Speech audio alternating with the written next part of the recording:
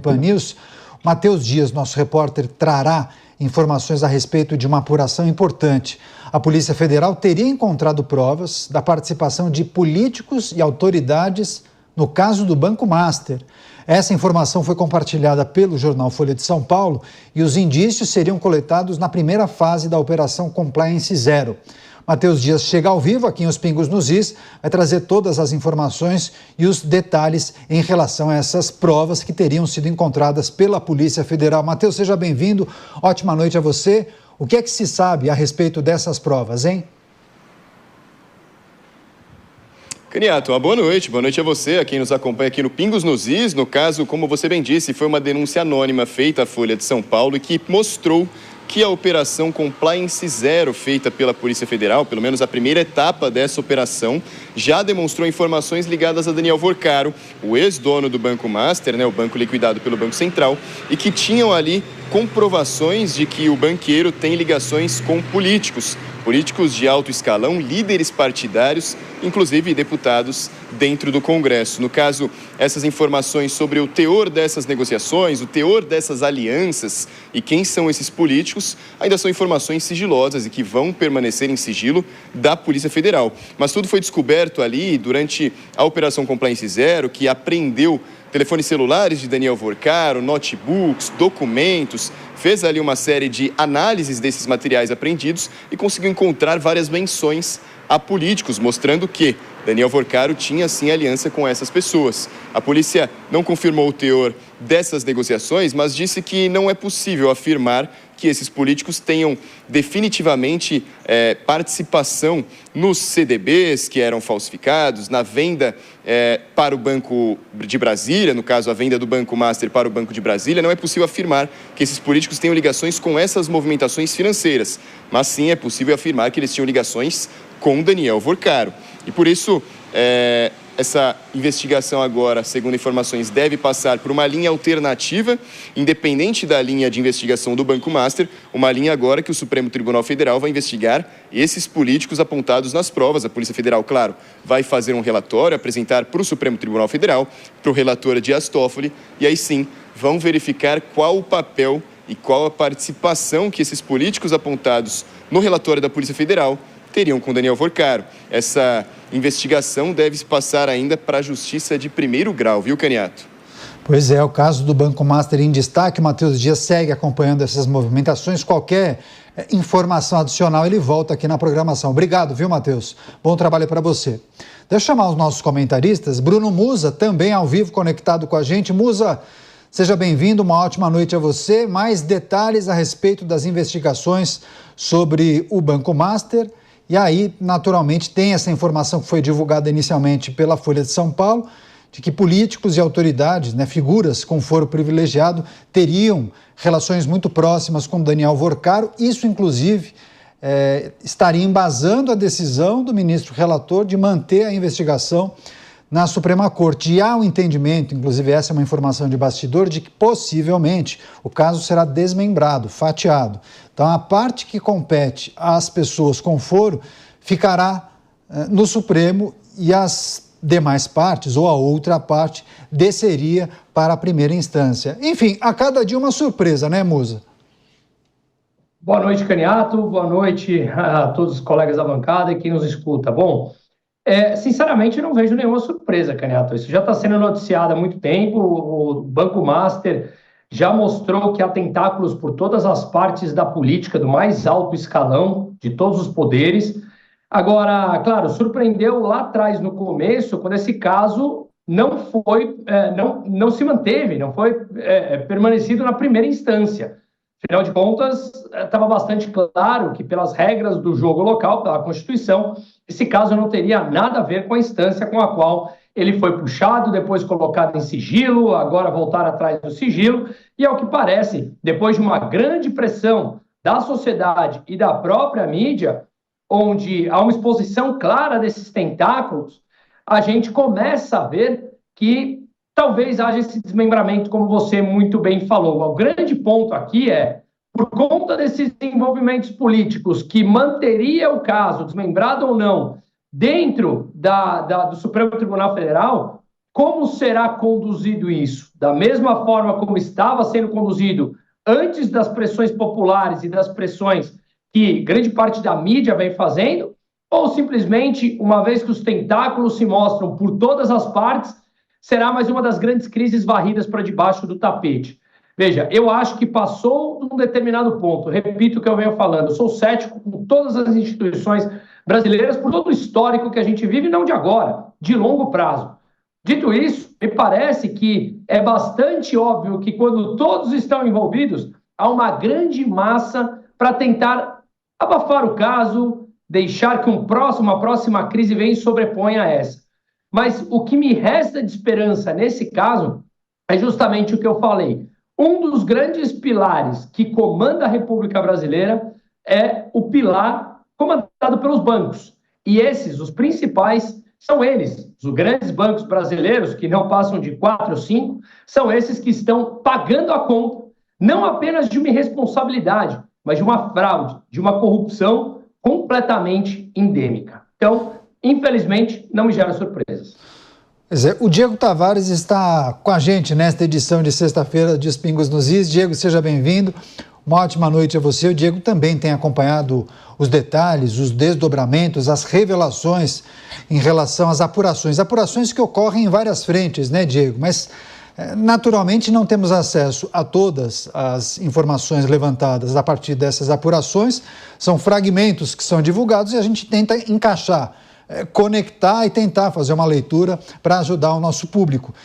Você, Diego, que reflexões são necessárias nesse momento a partir das informações que foram divulgadas pela Folha de São Paulo, a indicação de que a Polícia Federal teria encontrado provas que indicam a participação de figuras importantes, né? Figuras ligadas aos 3 poderes, figuras com foro privilegiado, e não se sabe exatamente que tipo de envolvimento, como disse o nosso repórter.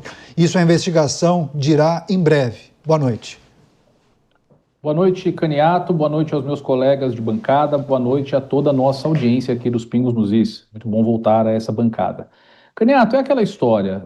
Esse suposto envolvimento de políticos no caso é algo que entristece ao Brasil, que clama por uma classe política mais qualificada, mas não surpreende. Afinal de contas, desde que Daniel Worcaro foi apontado como o epicentro desse grande escândalo do Banco Master, é importante a gente rememorar. Daniel Worcaro é uma figura que não ficou notabilizada por ser frequentemente visto com empresários, com artistas ou com outros banqueiros. O Daniel Worcaro sempre foi visto frequentemente em festas, em eventos, enfim, em toda sorte de eventualidade ao lado de figuras da política brasileira, ao lado de deputados federais, ao lado de senadores, ao lado de presidentes de partido, ao lado também de magistrados. Então, o envolvimento de políticos, e isso, de certa forma, justifica a manutenção da competência do caso no Supremo Tribunal Federal, pelo menos em relação às autoridades com foro por prerrogativa de função, é algo natural, é algo esperado, inclusive, algo que nós já aqui na Jovem Pan repercutimos por diversas vezes, citando o nome do político A, B ou C que aparecia. O fato é que o escândalo do Banco Master, ele possivelmente tomará proporções inimagináveis. O celular de Daniel Worcaro, que se encontra apreendido pela Polícia Federal, é uma verdadeira bomba-relógio para a República. Eu imagino que tem muita gente em Brasília que não deve estar nem conseguindo dormir, porque Daniel Worcaro, como banqueiro, como alguém que tinha esse trânsito político todo, certamente mantinha muitas conversas a respeito de muitos assuntos com muitas figuras da política de fato. Então, é natural que nesse momento, para dentro desse caso, tudo isso seja tragado. Agora, é um momento muito importante para o caso, para que nós não nos percamos em questões periféricas e deixemos de examinar aquilo que realmente importa ao Brasil, quem são realmente as grandes figuras envolvidas e como elas operaram para lesar, na monta em que foi lesado, o povo brasileiro, em mais esse escândalo, possivelmente de corrupção também. Porque quando nós trazemos muitas figuras políticas para o caso, ocorre a polarização do debate, como acontece com tudo na política brasileira. E isso pode levar esse debate a um certo distanciamento do mérito do caso, a um certo distanciamento das reais razões em prol das motivações políticas, do político A querendo desgastar o político B. Então é importante que as perguntas certas sejam feitas e que a justiça trate o caso da forma com que a jurisprudência do Supremo Tribunal Federal, já consolidada no sentido de fatiamento do caso, prevê e que nós não nos percamos nos aspectos mais políticos e abandonemos a justiça de fato, para que, dessa forma, toda a sociedade brasileira fique sem resposta a respeito do caso. É muito importante nesse momento ter foco, porque se formos considerar todas as relações políticas que Vorcaro mantinha, certamente não vai ter espaço para guardar tanto arquivo, não vai ter espaço para um processo tão grande como esse, para desvendar um processo tão grande como esse, considerando o tempo no qual as coisas têm que ser feitas para que as provas não pereçam, para que, enfim, testemunhas não sejam coagidas e nada mais nesse sentido ocorra. É muito importante foco do nosso Poder Judiciário para chegar, enfim, nas pessoas mais envolvidas, naquelas pessoas que realmente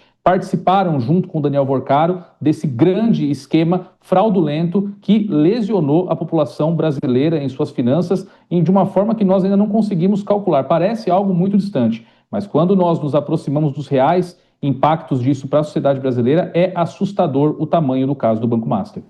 Tá certo. Esse é um caso que naturalmente vai demandar muito tempo dos policiais federais, uma investigação que acontece em várias frentes e também os veículos de comunicação tentam se organizar para abordar tantos aspectos que envolvem esse caso que é tão complicado. Deixa eu só fechar com o Roberto Mota. O Mota não falou, não analisou essa notícia. Deixa eu passar para o Mota.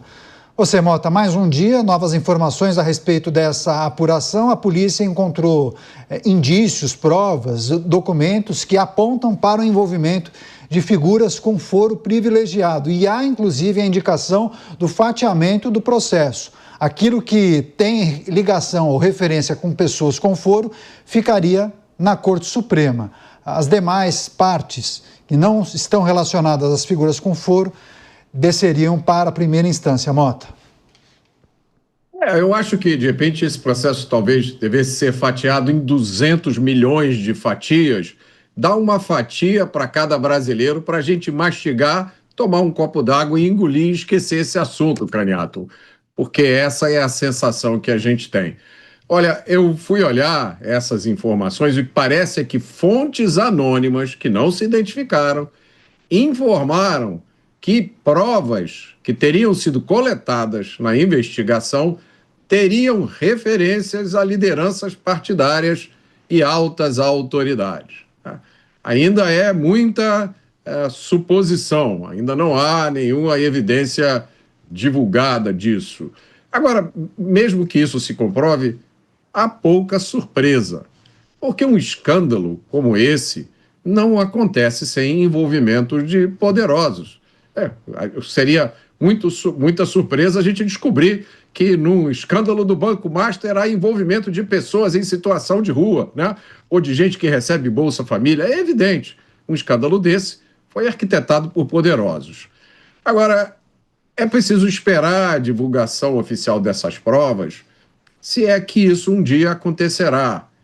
Porque esses processos são cheios de surpresas, né? Me corrija se eu estiver errado, mas a gente de vez em quando vê provas que o senso comum caracterizaria como fortíssimas, sendo desconsideradas. Não é isso? Olha, saiu uma decisão dizendo que aquelas provas que foram usadas no processo tal, elas foram desconsideradas, foram tiradas do processo e até foi ordenada a destruição delas. Isso já aconteceu algumas vezes. De qualquer forma, a suposta existência dessas provas, se for confirmada, ela confirmaria que essa investigação deve ficar na Suprema Corte do Brasil, por causa da história do foro especial. E aí eu pergunto, isso é uma notícia boa ou uma notícia ruim? Eu acho que vale uma reflexão sobre isso.